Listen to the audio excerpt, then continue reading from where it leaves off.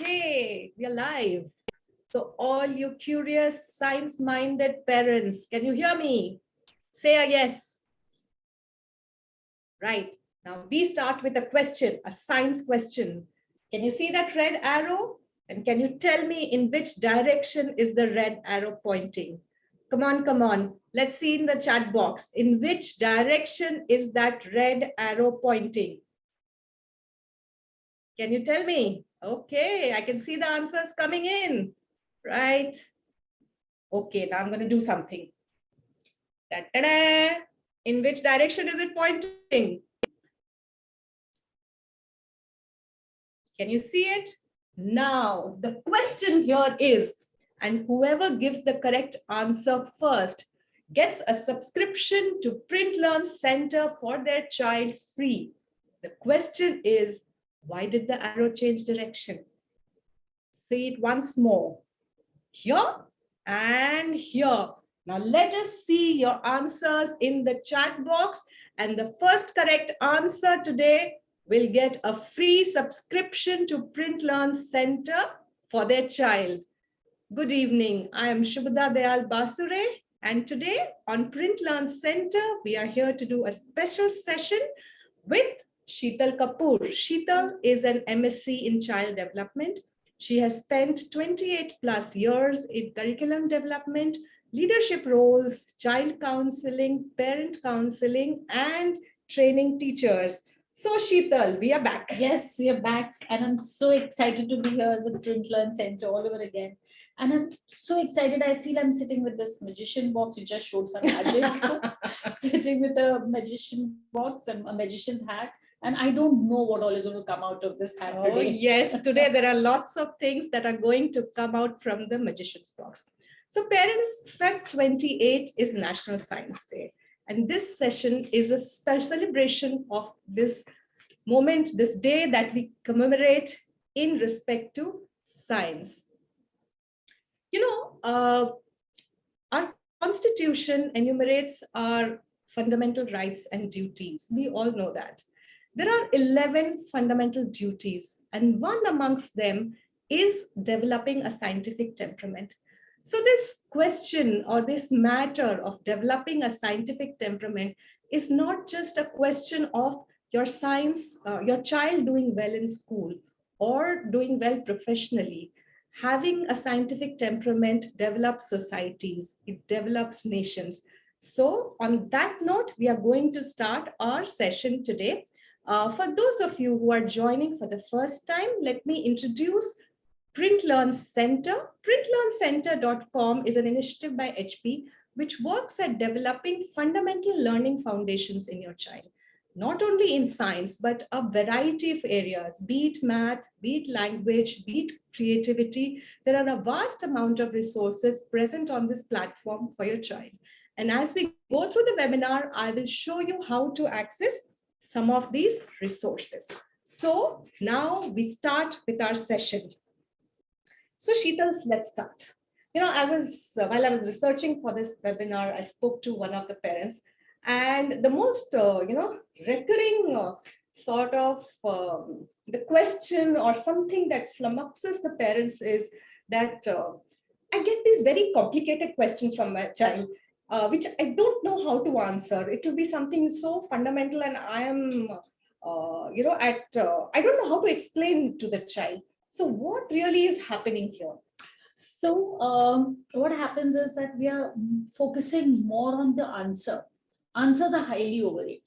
It is the question that is more important because that sets the tone of the mind. It sets the mind to explore further. So the question is more important than the answer.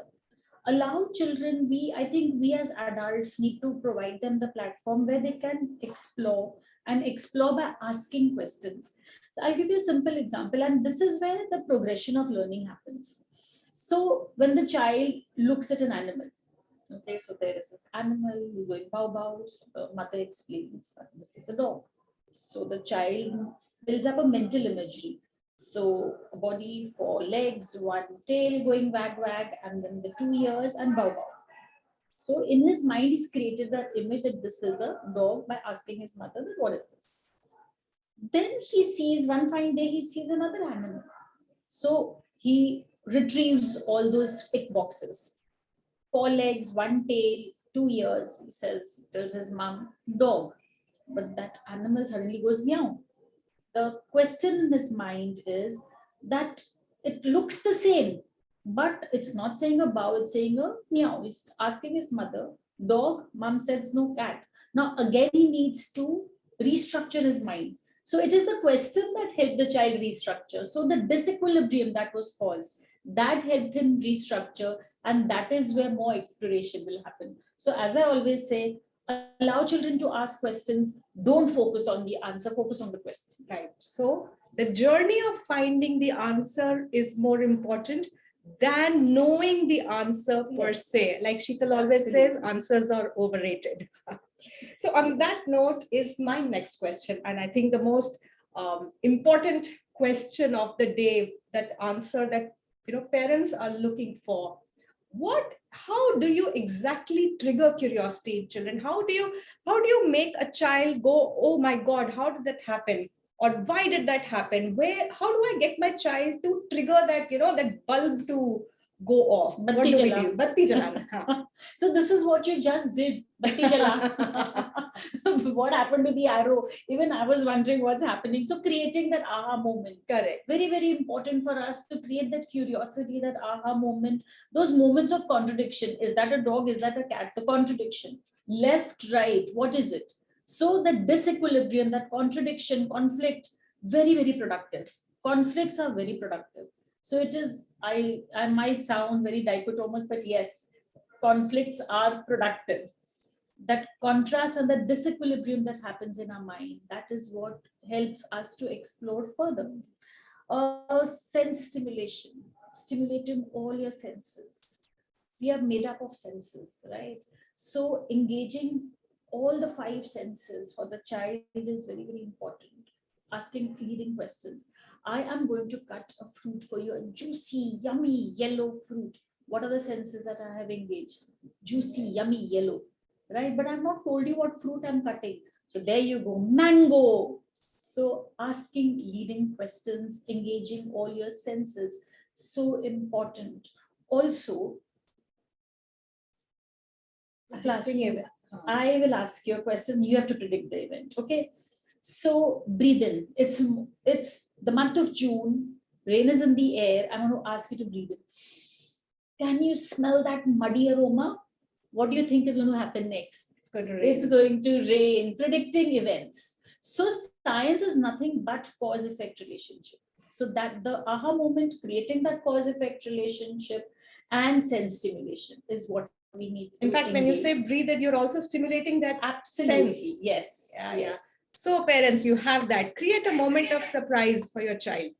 A little moment of, my God, I was expecting something else, but something else ended up happening. And they will be on their own path to curiosity. On that note of, contradiction, in nature, children are mostly attuned to seeing things grow. In fact, we find that they're very good at doing things which are in ascending order, but they get a little flummoxed or confused when doing things in descending order. That's because they seem to be very familiar with things that grow. Plants grow, fruits grow, babies grow. But are there things in nature which become smaller? Now, I will show you a video shortly, but before that, let me show you how to access this video on Print Learn Center. So when you go to the Print Learn Center website, that will just come up right now. Aha moment. We are waiting for the Print Learn Center. There it is. It has come. Yes. So when you go to printlearncenter.com, you type in the address bar, this is the website that will open. If you have subscribed, you will be able to go and log in by entering your email ID and entering your password. Once you have entered your email ID and password, you will be inside printlearncenter.com. You will see all these options, worksheets, videos, webinars. And then you can see all the worksheets by age, upcoming webinars, special thematic worksheets that Print Learn Center and their experts create, and they put it up. You will be able to easily select the age of your child, and the curriculum is structured as per weeks. So you can select which week you are in and you can select. So here you can see geography has been selected. Similarly, you can select videos as per the age of your child. And this is how you will be able to find videos. If you have not subscribed yet, you will be able to subscribe. You need to buy a subscription and then you can download all these worksheets. The easiest thing is to straight away go fire a print, and within 30 seconds, you have beautifully created, expert created worksheets in hand. So once you are inside Print Learn Center, if you are looking at topics related to science, you saw that geography being selected, you will easily be able to select the age of your child and you will be able to select science as the subject matter, and you will be able to download the science worksheets. One thing that I must add about the worksheets on Print Learn Center, they have been created on a specially structured curriculum plan here. So you can see age and science has been selected, and therefore you get all these topics: plants, everyday things, transports. These are all science related topics that you will be able to see and download for your child. The structure of the curriculum here is on a format which is called as learn, apply, and resolve. This is a special curriculum learning structure that Print Learn Center has created.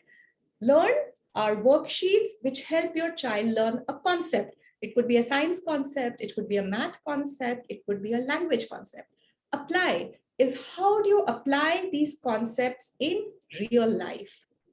So if you've learned money and math, how do you go and apply that concept when you are purchasing something?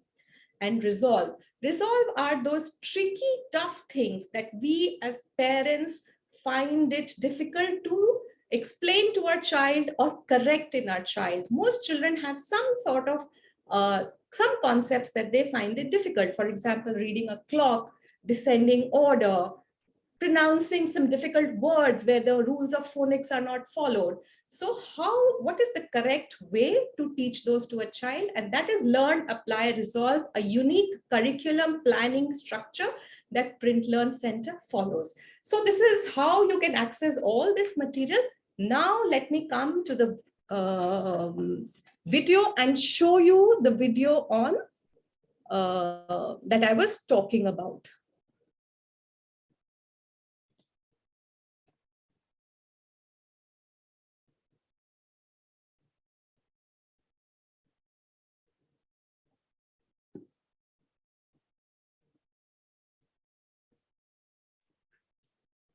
So this is the video on descending order. Now, have you thought about what is it that we can show growing smaller in nature? Have you thought about the waxing and the waning moon? Look around for real life scenarios: climbing up, climbing down, going forward, returning, and looking at events or time in a forward sequence and backward sequence. This will make them comfortable with the concept of reverse sequencing. In fact, there are many activities that you can do, such as keeping a diary of the waxing and the waning moon. Use your imagination and you can have a lot of fun with your child around this subject. Our worksheets have provided a number of real-life examples for your child to work on, such as floor numbers that we see as we go up or down in a lift or Right. So that was a clip of a video which talks about things that go forward as well as backward. So you can access all these videos on Print Learn Center. And now we come back to our next question to Sheetal. Sheetal, a very, very practical question. Yes. You told us about how we need to create these aha moments, these moments of surprise and wonder for children. You know, we poor parents are very tired, very harassed. We have very little time. How do we do this? How much effort does it take to go about and create these aha moments? Isn't this a lot of work? No. You just need to look around. Not at all. You just need to look around. That's the point that I want to make. That don't be poor, don't be harassed. Your kitchen is your best laboratory. Really? You can it's such a rich place to help your children learn. I'll give you some very simple examples which I have tried. It's tried and tested with my own boys. I've done that. So while cooking, you're cooking dal. Easiest thing, everybody makes it every single day. So involve the children, show them that look, these are the grains. I'm going to wash it, and I'm going to then put on the gas, and then you're going to see magic. You can see the dal now, you can see the water separate, but once I cook it, one whistle, two whistle, whatever, once I cook it, when you see the dal, you will not be able to separate the grain from the water. What happened? Miscible and miscible. Yes. But you can see the onions and tomatoes, but you cannot see the dal. What happened? Not only is this the aha moment while they're eating, but they're also engaged in eating. Right. So Sensory. you're killing two birds with one stone. Right. You've done the science bit, you've done the nutrition bit, and you've got your child to eat also, because he or she has been part of the entire process. So kitchen, nothing like the kitchen. The best place to teach science is your kitchen. There's so many examples here, like the fruits and the Yes. vegetables. So I generally advise my parents that when you go out to buy vegetables, bhindi or French beans, right? What do we tell the vendor? Okay, alag packet mein dena. But I tell the parent the reverse thing, that get it in one packet so that your child can separate it out. The structure and plus the eye-hand coordination Sorting and and classification. yes, sorting and classification. So important. These are the building blocks to math and science, right? And the child is doing it himself, and you're not spending, you have to spend money on eating, and the learning is a byproduct of eating. So these are a few things. Salt, when I'm making lemonade, nimbu, pani, chini, I mix everything. There are 3 different ingredients, but Where when did I it mix go? everything, where did Magic. it go? And when I have put the sugar in the water, the level of water did not rise. But if I'm putting an ice cube, the level is rising again. Yeah. I don't want to tell what happens, but it's for you to guess what happens. Yeah. So these are few things that your kitchen, as I always say, is a very rich resource. Measurement, handspans.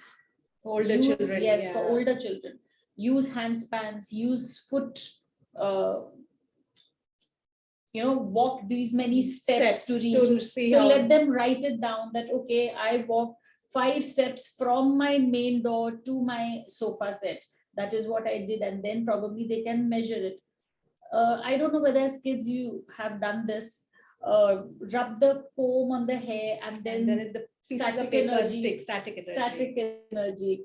Magnet. Children love magnets. And They anything love that's magnets. magnetic. Anything that's magnetic. So probably they can have a little, a box of assorted things, and then they can experiment that what gets stuck on the magnet, what doesn't get stuck, and then do a little bit of research that why did this happen? Why did the other thing not get stuck on the magnet? So there is so much that you can do. So it's not about buying fancy No, kits and don't buy anything. Yeah, just look around your house and there is a whole lot out there to discover. Yes. So Sheetal, I get it. So it can all be done, a little bit Absolutely. of creative thinking, and it can be done. I think that's Out of the box point. thinking. Yeah, Yes. a little bit of 2 minutes of out of the box thinking is what you need to invest, and Absolutely. it's all around us. How do you build this into a habit for the child? How can it be that interest? How can we get them to try and sustain this interest? Yes. So one of the things that children love doing is have a little Pandora's box, choti si potli or whatever, where they keep little assorted things. So in one of those assorted things, you can also introduce a little diary. Let them keep a diary, pen or whatever, and write the little experiments that they have done. So today probably a child would have mixed haldi and water. So what happened? Let him write it down. Or he has... Or let them draw it. Or let them draw it. So this is where your sequencing happens, cause-effect relationship. Invariably, you're teaching your child to write down, and invariably you're teaching your child to reason out. So that's an Right. interesting experiment you had suggested. Put some water in the balcony and see how long it takes to disappear. Absolutely. How much less does it become? Yes. Note down how long it took. So those are all things And they can write it down. they can write And it the down. moon is the best. Draw it. Moon is your best friend. Every day at the same time, have the child draw the moon. Let him write the time over there. You've taught him time. You've taught him how the waxing and the waning moon. So let them write it. Right. And parents, once again, coming back, you have a lot of worksheets available on Printlearn Center where you can use exactly to do this. Now look at this worksheet. This is a melting activity observation. So give them an ice cream, they'll love it. But how does it melt?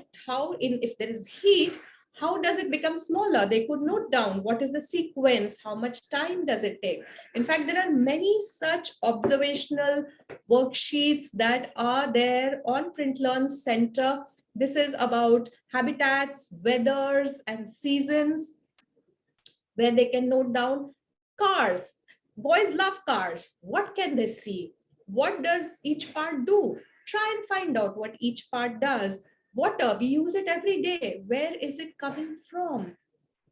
Similarly, if your child is older, you could look at slightly more complicated things to observe. Now, constellations.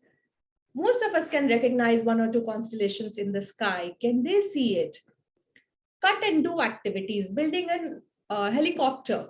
You can just cut this worksheet, build it, fly it, and see what happens. So these are very ready to do everyday things that you can do with a lot of convenience, 30 seconds, and you can do these activities with your child. Now, Sheetal, coming to some audience questions. Very interesting question. My child, okay, asks me, what is Earth's total weight? Earth rotates in oval direction, but how long does it take? And in YouTube, I saw it rotates in some line. What happens if that line breaks? And I don't know how to answer any of these questions. We are not aware of some of these answers. We have to Google it. And if you Google it, then they'll have 3 more questions. Absolutely. So, how do you straddle this problem? Correct. See, I would have said that read prior, but we cannot be too prepared for these questions. They just come pouring in. And there's no harm in telling the child that, look, I really don't know, but why don't we read together? Why don't we explore together? You do your research, I'll do my research, and then let's exchange, let's have a conversation. And you can probably explain it to me that why a particular thing happens. So it is, again, I come back to my what I started off with. The question is more important than the answer. So this is where let the child ask questions. Now, if he's asked the question, the curiosity has already been built. Right. And here you are helping the child do some research and then come back and explain to you. So that is very, very important. So I always say, let the onus of learning be on the learner rather than the onus of teaching on the teacher. Right.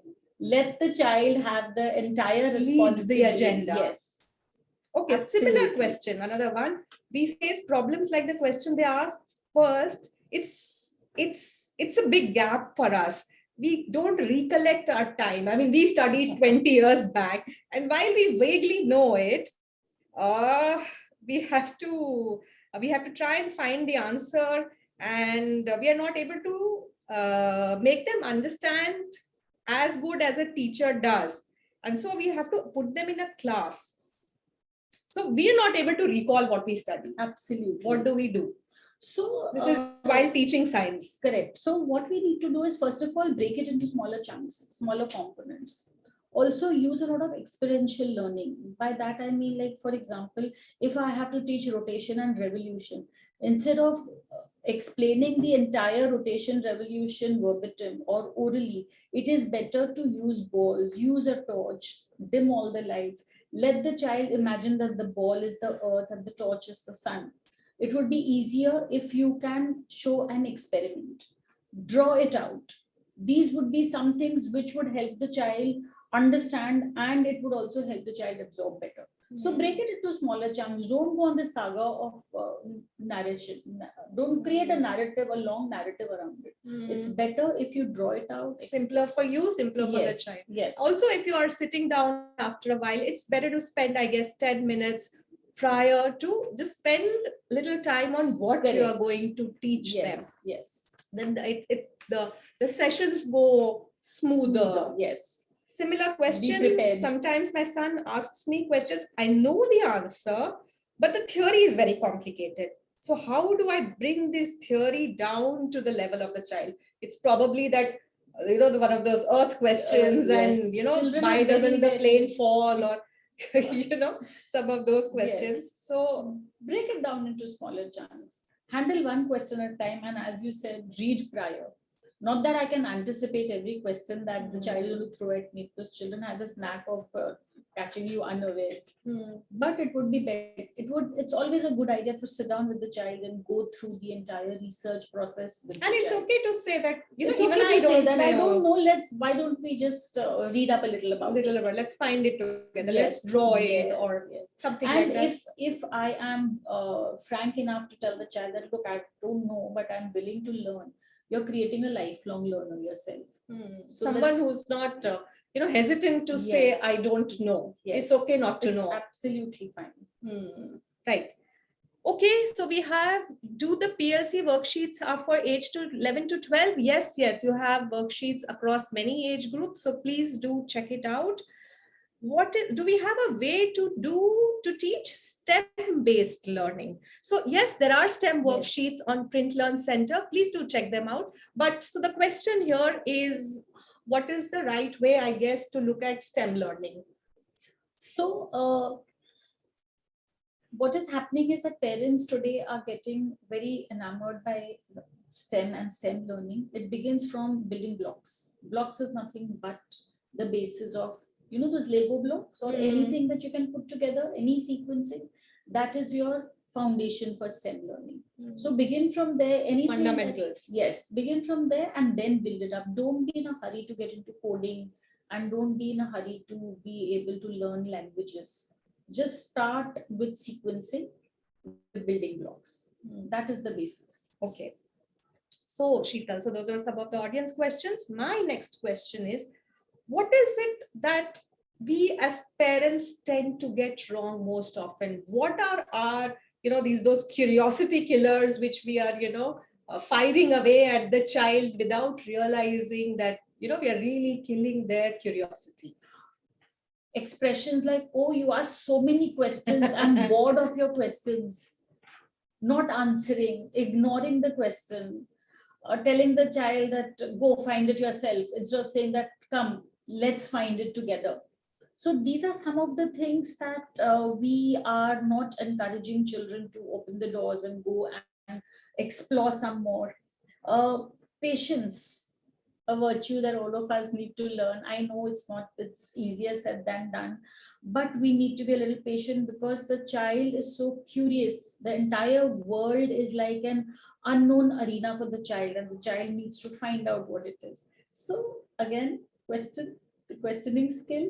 So also what we tend to do is we give lengthy explanations and we get so lost in our own words and we confuse the child so much. To bolta, acha baba, next time I will not ask you a question. I'll tell you a real incident. My son on the dining table with my husband, and he asked something, and my husband, he gave an explanation, and after like a moment of silence, he goes, Daddy, how do you make every situation So into a lecture? So don't monologue. So anything that is explained either above their age or below their age is going to bore them. Either it's going to frustrate them or it's going to bore them. So we need to keep it a very well balanced act. And best is to tell the child to explain. That's the safest thing to do. Okay, so on that note, parents, here is a small exercise for you. You're going to see this visual on the screen. Okay, now what you can see here, there is water in a jug and there are brinjal pieces and some grains. The grains have sunk, but the brinjal is floating. Okay, I'm not asking you why. It is Archimedes' principle. Density more than water, less than water. More than water will sink, less than water will float. No, that is not my question. The question is, and for this, another parent will get a free subscription to Print Learn Center. How do you explain this to a small child? The most creative, fun, out-of-the-box answer will get a free subscription to Print Learn Center. How do you explain some things that float and other things that sink? So let me see the most creative answers in the chat box. And in the meanwhile, Sheetal, here is a question from a participant. How to encourage a child to practice alphabet and numbers? Okay, well, I thought we were discussing science, but it's fine. Yeah. How do I get them to practice alphabets and numbers? There are, again, go back to your home, explore what is there at home.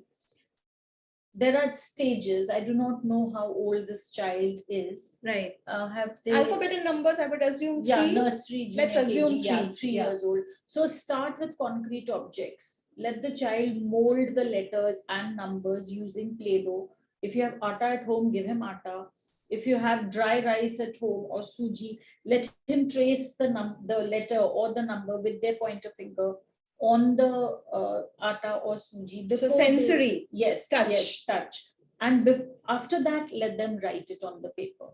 Don't directly jump onto the paper. And what would be some good pre-writing exercises for the child? Pre-writing, paper tearing is a very good pre-writing exercise. Sorting chana, sorting rajma is a very good pre-writing exercise. And I think we do have some worksheets on Print Learn Center as well. So probably once they have built up the fine motor skill, that's the thumb and the pointer finger, they can also refer to the worksheets on Print Learn Center. Yes. Okay, parents. So any more questions coming in? Quickly, I want to take you through, if you have any suggestions for topics or any questions that you would like to answer for us, anything that you would like to know either about Print Learn Center or how to subscribe or any future topics that you want us to cover, you can go to the contact us page on Print Learn Center. It's very simple. You can either write to contact@printlearncenter.com, or you can just ask them to call you at a time convenient to you. You can do call, give your name, give your number, give a time that is suitable, and you will be contacted by Print Learn Center at a time suitable for you. And now we come to the contest answers. So let us see who are the winners for the day. So Tanishka Denkar has given the answer for the first question. So Tanishka gets the subscription to Print Learn Center, the first question. So please provide your email ID on the chat box, Tanishka, and you will get from HP Print Learn Center a free subscription. And let us see who has given the answers to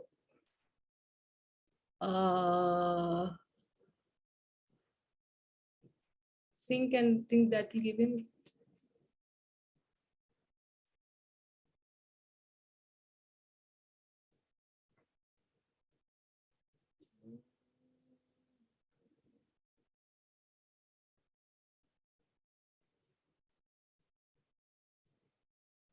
Okay, so we have, I think it's Tanishka Denkar again. Floating or sinking does not depend on its weight. It depends upon its density. That is the correct answer. It's not weight, it is density. Things that are denser, closely packed together, they will sink, and things that are lighter will float. That is so I think we have the correct answer from Tanishka on the second question. Heavy things, heavy things.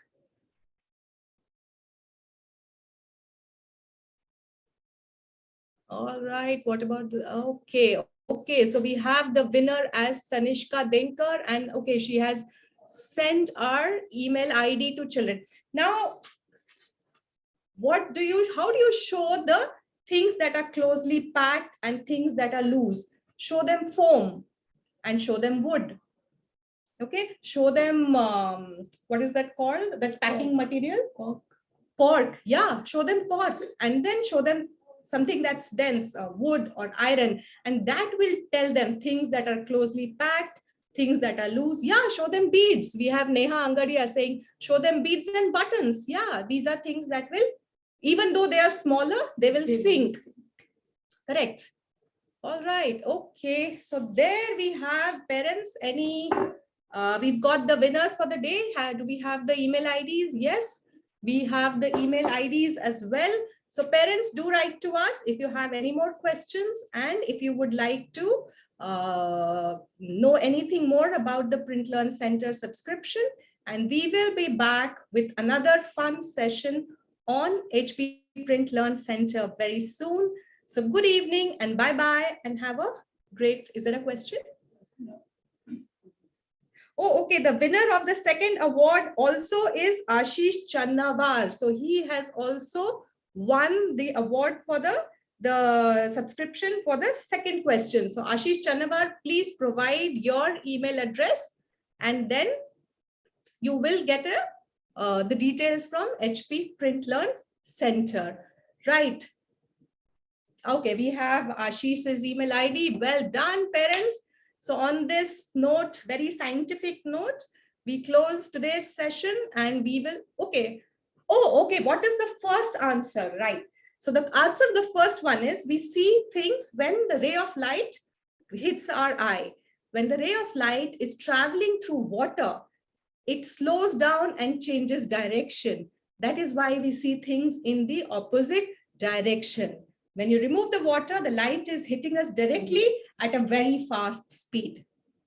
And that is why basically the direction of the light has changed. And you're seeing the image formed on your eyes in the other direction. That is the answer to the first question. So we are done for this session. Okay, another question. How to make a 5-year-old child write? How to make a 5-year-old child write? So before we get into writing, we first need to get into skill development. Right. So when we talk about skill development, writing is a culmination of many skills: the eye-hand coordination, the pincer muscle development, and this is pincer muscle. This is pincer, the thumb and the forefinger. Okay. So that the tracking, when you're writing, you are tracing from left to right with your eyes. The spatial ability, that means the distance. So all these skills need to be first developed before we can write. So writing is not the beginning, but it is a culmination of many skills. So first we must focus on all these skills before we give any writing to any child. So for a 5-year-old, first get all these skills in place. If all the skills are in place, then motivate the child to write. I think for a 5-year-old, I think probably she's having the parent is having maybe some resistance from the child. Probably. So we need to first identify what is the resistance. Is the resistance that I don't want to write, or is the resistance I cannot write? So we need to identify what the exact problem is. Only then will we be able to give a conclusive response. So I'm giving a very global response to this entire question, that what I can do. So once the skills are developed, then you get into writing. Also, it would be a good idea to sit with the child initially, and not the parent shouldn't be distracted, but should be completely involved in the writing. So I can't tell the child that you sit and write while I'm watching television. Right? Or while I'm talking on the phone, you sit and write. The child will not, because a child needs 100% motivation. If the child is not self-motivated, at 5, I don't see self-motivation. It has to be an external motivation. So once we know what exactly is the concern we don't want to write or cannot write, then probably we can give a more specific response to this. Right. Okay, so I have this question. How can you explain about density to a 4 to 5-year-old child in simple words? Okay, I'm going to tell you about an experiment that you can do with your child. Take 2 cans of the same size. Take cotton wool. Okay, in one, pack the cotton wool as much as you can. In the other one, just expand the cotton wool so that it fills up the box, but it's lesser quantity. The one with the lesser quantity is less dense, and the one with the more wool packed in is higher density. And that is how you can explain it. So do this experiment with your child at home and see how much cotton wool is the child able to pack it in one box, another box with lesser, another box with even lesser. Expand the cotton wool. That will be a fun thing. They love playing with cotton wool. Sense stimulation. Sense stimulation, as well as understanding a science concept. Okay, I think we have any more questions? Right. Okay, we are getting some questions on subscription. So yeah, I think you're getting your answers from Print Learn Center.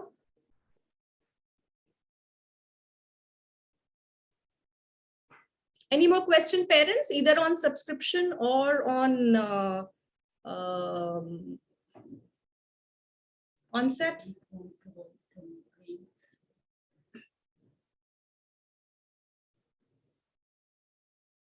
Another question on writing. My child does not want to write.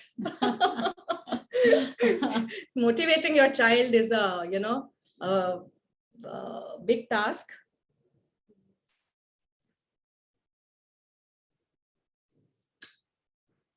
right? When do I receive my subscription? I think the subscription can start immediately. For parents. Okay. Okay. How to make a grade 1 student listen to online class with good concentration?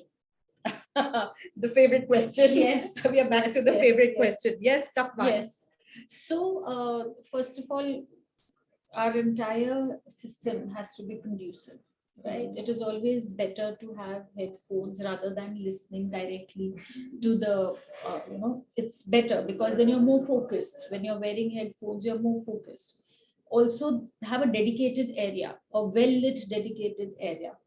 There shouldn't be too much distraction around. In fact, no distraction around.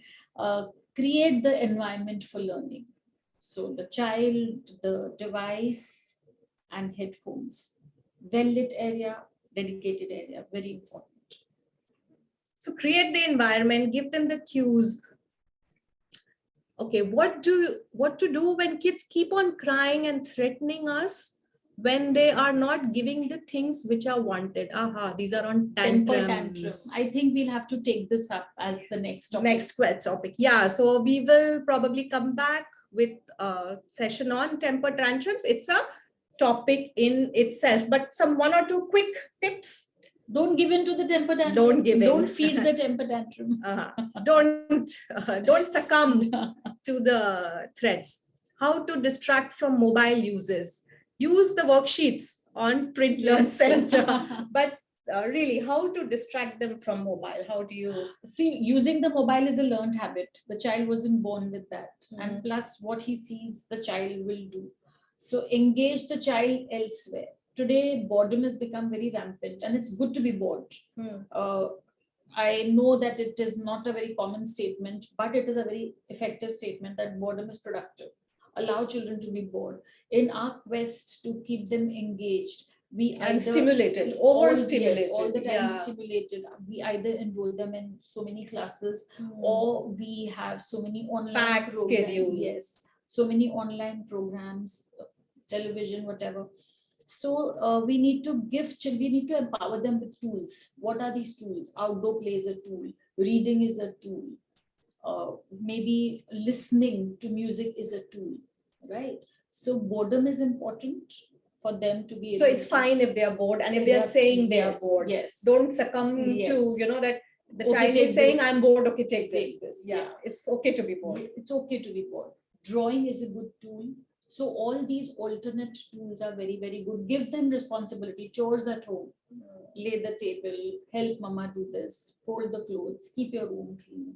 Very important to give them these chores. And I think the real answer to some of those is that you, as a parent, you have to be persistent, right? You can't do it today and then not do it tomorrow and give up tomorrow. You have to do it today, tomorrow, day after, and for years to come. So that is what will, really make it change habits. Okay. So I think we've come to the end of the session, and we've answered most of the questions. To reiterate a point, coming back to our topic of science, parents, go back, look around your house, look at 1 or 2 things, and see how you can create a moment of contradiction, a moment of surprise, something that the child was not expecting and it happened, and see if you can start a learning curious journey for your child. That, I think, is the takeout for you. And on that note, we say good evening to you. We will be back with another session, and thank you for joining us today. Bye-bye.